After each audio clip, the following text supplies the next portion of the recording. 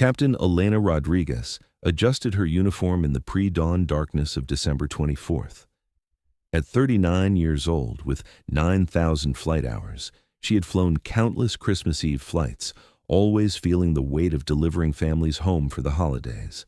Her own family waited in California, her mother, her two sisters, and their children, who called her Tia Bird because she lived in the sky. Elena had lost her faith years ago after her father's sudden death when she was 22. While her mother attended daily mass and kept a small altar to the Virgin Mary in their home, Elena found solace only in the precision of aviation. Flight was governed by physics, not prayers. The cockpit was her sanctuary of logic and control. That morning, the airport hummed with Christmas travelers. Flight 1847 would carry 165 passengers from Chicago to Los Angeles, mostly families desperate to reach home before midnight. Elena reviewed the weather briefing with her co-pilot, Marcus Chen, a 28-year-old former Navy pilot. Light snow had fallen overnight, but conditions were clearing. The forecast showed perfect flying weather. In the passenger cabin, children pressed faces against windows, excited about seeing grandparents. An elderly woman clutched rosary beads, praying silently. A young father held his infant daughter, promising her first Christmas morning at home. These were ordinary people trusting Elena to deliver them safely through the sky. At 5:45 a.m., Elena completed her exterior inspection of the Boeing 737. Everything appeared flawless. The aircraft had been thoroughly de-iced, engines inspected, systems checked twice. Marcus had already programmed the flight computers. They were ahead of schedule, which Elena appreciated. Christmas Eve traffic would be heavy, and every minute mattered. As she climbed into the cockpit, Elena noticed something unusual. Her mother had somehow slipped a small prayer card into her flight bag. It showed the Virgin Mary in blue robes. Elena almost threw it away, but instead tucked it into her pocket, a small concession to her mother's persistent faith. At 6:12 a.m., Elena received clearance to taxi. The aircraft moved slowly through the pre-dawn darkness, navigation lights cutting through wisps of ground fog. Christmas decorations adorned the terminal building, their lights twinkling festively. Elena felt the familiar rhythm of pre-flight procedures calming her mind. Tower cleared them to runway 28, left at 6:18. Elena acknowledged and guided the aircraft into position. She performed the final checklist with Marcus, every item confirmed. Behind them, 165 passengers settled into their seats, most unaware of the complex choreography required to lift 80 tons of metal safely into the air. Flight 1847, cleared for takeoff, the tower transmitted at 6:20 a.m. Elena advanced the throttles. The engines responded with their powerful roar. The aircraft began accelerating down the runway. 60 knots, 80 knots, everything normal. Marcus called out, "Speeds as trained." At 100 knots, Elena saw her. A woman stood directly in their path, approximately 800 feet ahead. She wore flowing blue robes that seemed to glow with their own light despite the darkness. A white veil covered her head. Most striking was her complete stillness. She simply stood there, hands clasped, facing the approaching aircraft with absolute serenity. "Aborting takeoff! Person on runway!" Elena shouted, simultaneously pulling back the throttles, deploying spoilers, and engaging maximum braking. The aircraft shuddered violently as the brakes grabbed. Passengers lurched forward against seatbelts. Overhead, bins rattled. The deceleration was brutal, but controlled. "Negative, runway is clear," the tower responded immediately, confusion evident in the controller's voice. "Flight 1847, confirm your status." Elena kept her eyes fixed on the woman. She had not moved.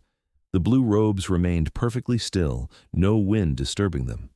Her face was young, perhaps 25, with an expression of infinite compassion. She looked directly at Elena, and in that moment, Elena felt something she had not experienced in 17 years, an overwhelming sense of her father's presence, as if he stood beside her in the cockpit, his hand on her shoulder. "Tower, I have visual contact with a female in blue clothing, center of runway, approximately 400 feet ahead," Elena transmitted, her voice steady despite the impossibility of what she was seeing. Marcus stared through the windscreen, seeing only empty runway illuminated by their landing lights. "Captain, I don't see anyone," he said carefully, concern creeping into his voice. He glanced at the instruments, wondering if Elena was experiencing some medical emergency. The tower controller, Patricia Morrison, had 15 years of experience. She immediately checked every camera angle. Her screens showed an absolutely empty runway. Ground radar detected nothing. Infrared sensors registered no heat signature. Flight 1847, all monitoring systems show runway completely clear. Do you require medical assistance? Negative on medical, Elena replied firmly. The woman is still there. She's looking directly at us. Patricia dispatched emergency vehicles immediately. Within 90 seconds, 2 fire trucks and 3 security vehicles converged on runway 28 left, their lights flashing red and blue against the dawn sky. They searched every inch of concrete, finding nothing. Their radio reports confirmed what all the technology had been saying. The runway was empty. Inside the aircraft, passengers grew anxious. A few demanded explanations. Flight attendants moved through the cabin, offering reassurance while having no idea what was happening. The elderly woman with the rosary beads began praying aloud, and several others joined her. Elena sat motionless, unable to look away from the woman in blue. The figure had not disappeared. Instead, she had raised one hand in a gesture that could have been blessing or warning. The fischl. Early morning light was strengthening now, and Elena could see details with impossible clarity. The gentle smile, the deep brown eyes filled with ancient knowledge, the way the blue fabric seemed to shimmer with an inner radiance. Elena, Marcus said quietly, using her first name for the first time. I believe you're seeing something, but we need to make a decision. We're blocking the runway. Time seemed suspended. Elena realized that this moment balanced on a knife's edge. She could dismiss what she was seeing as hallucination, continue the takeoff, and likely face a psychological evaluation. Or she could trust what her eyes showed her, even though every instrument and every other person insisted she was wrong. The woman in blue lowered her hand, and suddenly Elena understood. This was not about her. This was about the 165 souls depending on her judgment. The woman smiled once more, then simply faded like morning mist, leaving the runway empty just as everyone else had insisted it always was. Tower, the runway is now clear, Elena transmitted at 6:34 a.m. Request permission to return to gate for full inspection. Patricia Morrison felt relief mixed with deep unease. Flight 1847 cleared to taxi back. Emergency crews will escort you. The controller had witnessed many strange incidents, but nothing like this. She began reviewing the last hour of radar data, searching for anything unusual in the airspace. What she found made her blood run cold.